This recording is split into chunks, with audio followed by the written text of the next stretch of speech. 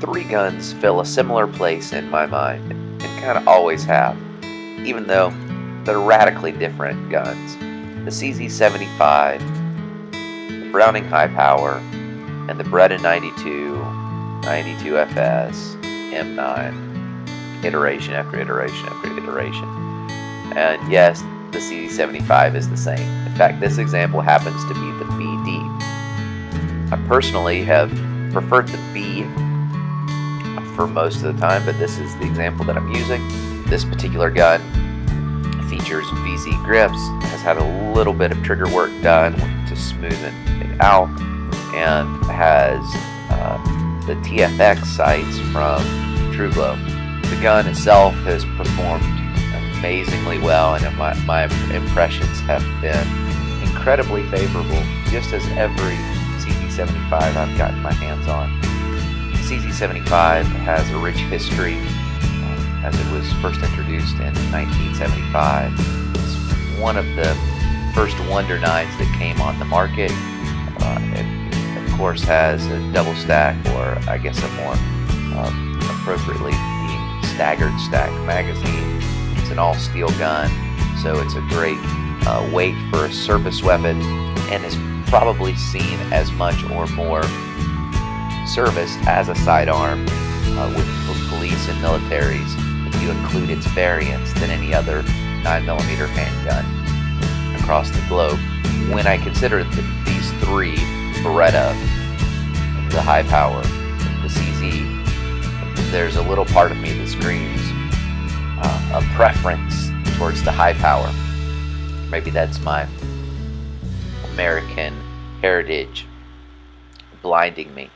But when it comes right down to it, the best high-power examples demand a premium in today's market, whereas the CZ75 can be had at a margin of the price.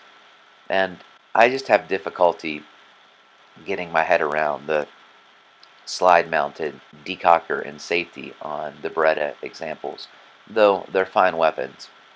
It's not what I'm used to, and never been something that I've been able to get incredibly comfortable with.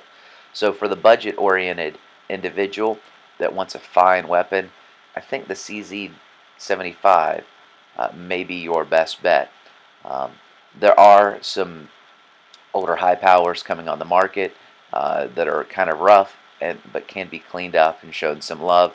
I would definitely give those a look as well.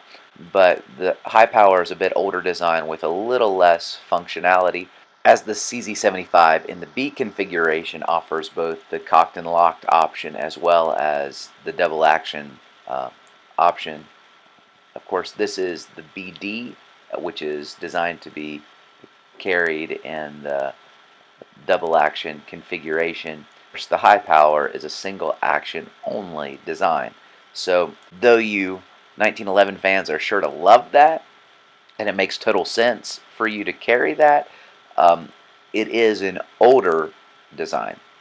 We're not going to argue the merits of pros and cons. We're just going to mention the fact that it is an older design that gives you fewer options.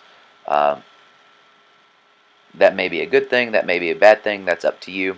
I'm just saying that the CZ75 can be carried in the B configuration, can be carried exactly like your high power. So anyway, all those things being said, I want to recommend that if you are in the market for an old school classic all steel 9mm service weapon, you give the CZ75 some serious consideration.